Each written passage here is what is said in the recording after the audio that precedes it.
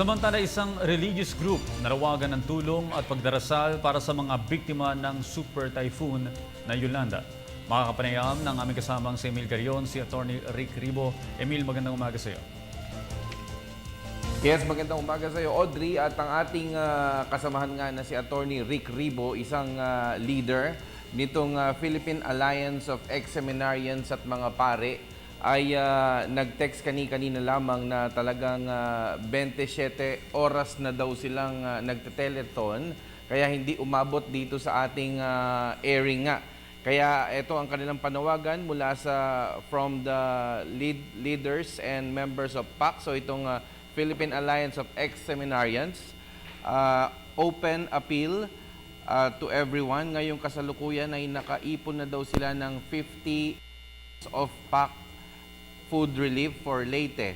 Sila ngayon ay nagko-coordinate sa mga miyembro sa iba't ibang bahagi ng Pilipinas at ganoon din sa mga miyembro ng Philippine Alliance of Ex-Seminarians sa buong mundo. At itong kanilang mga maiipon ay ipapadala sa mga nasalanta ng super bagyong si Yolanda.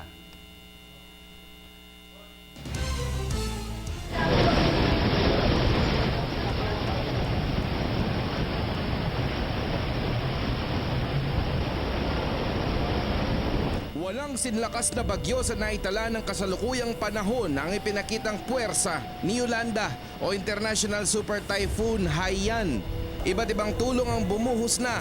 Sa grupo ng mga volunteer firefighters ay pag-donate ng dugo ang kanilang pamamaraan.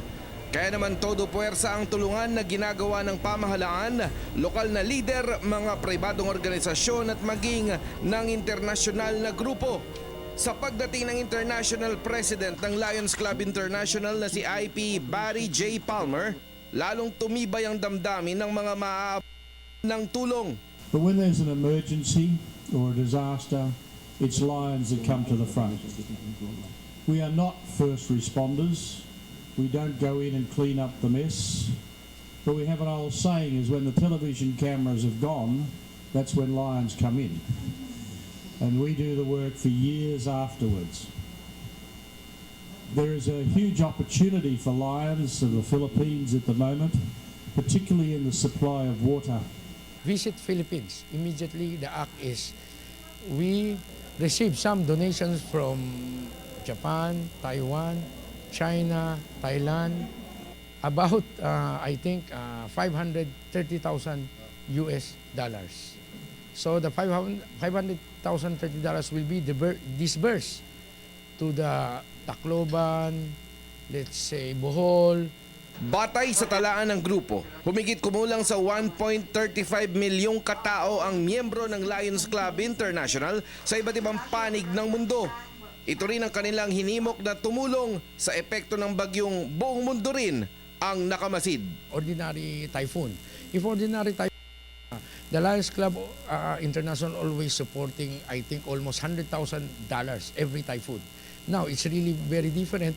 As per our president, this is the first time that the Lions Club International donated or helping the country of Philippines of $500,000 US, and it also possible reach to $2 million US. Kaya naman sa harap ng matinding pagsubok, hindi pa rin nawawala ang paghanga ng mga banyaga sa Pilipinas. When I was coming to the Philippines, I was told three things. The people are very friendly, they're very generous, and the women are beautiful. And all three are true. Para sa Telebisyon ng Bayan, ako si Emil Carion. Yan naman po ang grupo ng International Lions Club na ngayon ay sumusuporta na rin at higit $500,000 US ang dala nila na paunang ayuda sa mga tinamaan ng super typhoon na si Yolanda.